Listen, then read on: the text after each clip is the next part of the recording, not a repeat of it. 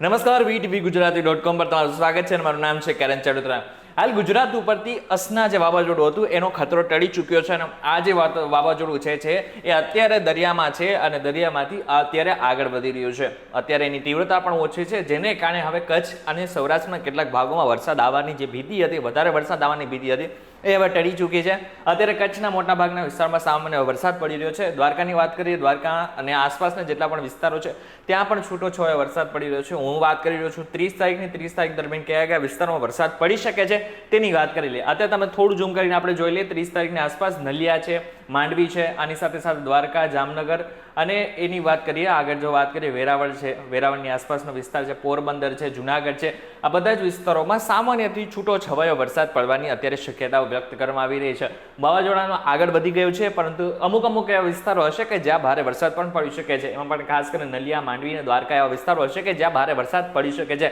બાકી બધા જ આખા ગુજરાતમાં સામાન્ય એવો વરસાદ આપણને જોવા મળી રહ્યો છે અને અમુક જગ્યાએ તો માત્ર તડકો દેખાઈ શકે છે, વાદળછાયું વાતાવરણ દેખાઈ શકે છે. 31 તારીખે વાત કરી લઈએ. 31 તારીખે પણ ફરી એકવાર એવી સ્થિતિ હશે. માત્ર છૂટોછવાયો વરસાદ આપણે ભાડલી, નલિયા, લખપત, ખાવડા અને ગાંધીધામમાં જોવા મળી શકે છે. સૌરાષ્ટ્રની વાત કરીએ તો રાજકોટ, જામનગર, ભાણવડ, મોરબી, સલાયા, દ્વારકા, પોરબંદર અને જુનાગઢના વિસ્તારોમાં આપણને છૂટોછવાયો વરસાદ જોવા મળી શકે છે.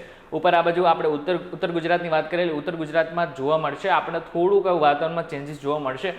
જે સિસ્ટમ આગળ આવી રહી છે એની આપણે આગળ વાત કરીશું, પરંતુ અત્યારે જે સિસ્ટમ આગળ વધી રહી છે એને જ હિસાબે ઉત્તર ગુજરાતના બનાસકાંઠા અને સાબરકાંઠામાં છૂટોછવાયો વરસાદ આવતીકાલે એટલે કે 31 તારીખે પડી શકે છે. બાકી બધા જ વિસ્તારોમાં સામાન્ય વરસાદ હશે. 1 તારીખે જોઈ લઈએ. 1 તારીખે શું સિસ્ટમની આપણે જોવા મળી રહ્યું છે. 1 તારીખે જોવા જઈએ તો નીચે આપણે જોઈ શકાય છે કે એક સિસ્ટમ જે છે એ આવી રહી છે. આપણે આ બાજુ થોડું લઈ દઈશું. મધ્યપ્રદેશ બાજુ જોઈએ તો એક સિસ્ટમ જે છે એ ધીરે આપણે ગુજરાત તરફ આવી રહી છે. આ જેવી રીતના આગળ આવશે એ પ્રમાણે જોવા જઈએ તો આવનારા 1 તારીખ દરમિયાન માત્ર ઉત્તર ગુજરાતથી મધ્ય ગુજરાતના જે પટ્ટો છે એ બધા જગ્યાઓ ઉપર આપણને છૂટોછવાયો વરસાદ આપણને જોવા મળી શકે છે. બાકી બધા જ વિસ્તારોમાં કોરું ધાકડ હશે. 2 તારીખે જોઈ લઈએ. 2 તારીખ મહત્વનો દિવસ હશે. 2 તારીખ જોવા જતા જે દક્ષિણ ગુજરાત અને ખાસ કરીને જે મધ્ય ગુજરાત અને આની સાથે ઉત્તર ગુજરાતનો જેટલો પણ વિસ્તાર છે ત્યાં વરસાદ આવી શકે છે. એમાં પણ ખાસ કરીને મહેસાણા, પાલનપુર, અમદાવાદ, વડોદરા, દાહોદની નીચે સુરત, વલસાડ, તાપી આ બધા જ વિસ્તારોમાં ભારે વરસાદ આવી શકે છે. 2 તારીખે ફરી એકવાર એક સિસ્ટમ આવી રહી છે અને તેની સીધી અસર આવનારા ટૂંક સમયમાં એટલે કે 2 તારીખે દક્ષિણ ગુજરાતમાં આવશે અને આ સિસ્ટમને હિસાબે ભારેથી અતિ ભારે વરસાદ આ વિસ્તારોમાં પડી શકે છે. બાકી સૌરાષ્ટ્રમાં સામાન્ય વરસાદ રહેશે. આખા સૌરાષ્ટ્રમાં અને કચ્છમાં સામાન્ય વરસાદ હશે. 3 તારીખે જોઈ લઈએ. 3 તારીખે શું સિસ્ટમ કહી રહી છે. 3 તારીખ આવતા મહત્વનો દિવસ ફરી એકવાર વડોદરા માટે એક સમાચાર છે કે વડોદરાની આસપાસ અને વડોદરા, કરજણ, જંબુસર, ખંભાત, તારાપુર, બોરસદ, આણંદ, ડભોઈ, સિનોર, તણખલા, દેડિયાપાડા, ઉંબરપાડા, વાંકાનેર, વંકલ આ બધા જ એવા વિસ્તારો છે કે જ્યાં ભારેથી અતિ ભારે વરસાદ ફરી એકવાર આવી શકે છે. એટલે કે ગુજરાત માટે જેવી રીતના સિસ્ટમ આગળ વધી ગઈ એવી જ એક સિસ્ટમ હવે ધીરે ગુજરાતમાં બનતી આપણને વિંડીના માધ્યમથી આપણે સમજી શકીએ છીએ.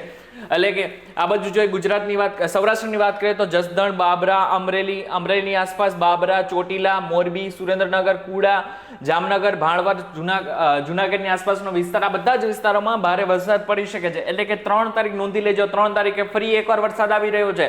3 તારીખ કચ્છ માટે પણ મહત્વનો હશે, કારણ કે ભાડલી, ગાંધીધામ અને રાપરમાં ખાસ કરીને ભારે વરસાદ આપણને દેખાઈ રહ્યો છે. એટલે કે 3 તારીખ મહત્વની હશે કે જ્યાં આખા ગુજરાતમાં વરસાદ આવી શકે છે. 4 તારીખ જોઈ લઈએ. 4 તારીખ મહત્વનો. 4 તારીખના દિવસે તમે જોઈ શકો છો કે જે સિસ્ટમ જે છે એ આગળ જઈને દરિયામાં આવશે, પરંતુ એની અસર જે છે એ 4 તારીખે આપણને જોવા મળી શકે છે. એમાં ખાસ કરીને કુડા, સુરેન્દ્રનગર, અમદાવાદ, ધોળકા, વિરમગામ, બોટાદ, રાજકોટ, ગોંડલ, ભાણવડ, જુનાગઢ, સલાયા, ઉપર કચ્છની વાત કરીએ તો ભાડલી, નલિયા, માંડવી, ગાંધીધામ આ બધા જ વિસ્તારો એવા હશે કે જ્યાં ભારે વરસાદ આવી શકે છે. દક્ષિણ ગુજરાતની એક વાત કરી લઈએ. દક્ષિણ ગુજરાતમાં ક્યાં વરસાદ આવી શકે છે? દક્ષિણ ગુજરાતમાં સુરત, વલસાડ અને તાપીની આસપાસનો જેટલો પણ વ્યારા જે છે એ ત્યાં વરસાદ આવી શકે છે. વડોદરામાં પણ 4 તારીખે વરસાદની આગાહી કરવામાં આવી રહી છે. એકવાર આપણે 4 તારીખે પ્લે ઉપર મૂકી દઈશું. 4 તારીખે શું સિસ્ટમ બની રહી છે તેની સીધી અસર કેવી રીતના થઈ શકે છે. 4 તારીખ આવતા મહત્વની થઈ જશે કે 4 તારીખ જેવી રીતના આગળ વધશે તેમ જોવા જઈએ તો આખા ગુજરાતમાં સામાન્યથી ભારે વરસાદ આપણને જોવા મળી રહ્યો છે. એ પ્રમાણે જોવા જઈએ તો આગળની 3 અને 4 તારીખ ગુજરાત માટે મહત્વની રહેશે. એટલે કે જોવા જઈએ ને તો મહત્વના હશે આ બધા જ દિવસો. એમાં પણ ખાસ કરીને 30, 31, 1 તારીખ સુધી તો આખા ગુજરાતમાં શાંતિ હશે, પરંતુ ફરી એકવાર એક સિસ્ટમ આવી રહી છે અને એની અસર 2, 3 અને 4 તારીખ દરમિયાન આપણને જોવા મળી શકે છે. એટલે કે ફરી એકવાર ભારે વરસાદથી અતિ ભારે વરસાદ ગુજરાતમાં આવી શકે છે. હવે આની પહેલા પણ તમે જ્યારે આ સિસ્ટમ હમણાં અત્યારે જે સિસ્ટમ ગઈ હતી એની પણ જાણકારી આપી હતી. ફરી એકવાર અમે જાણકારી આપી રહ્યા છીએ કે નવી સિસ્ટમ આવી રહી છે તેની સીધી અસર આપણે ગુજરાતમાં પડશે.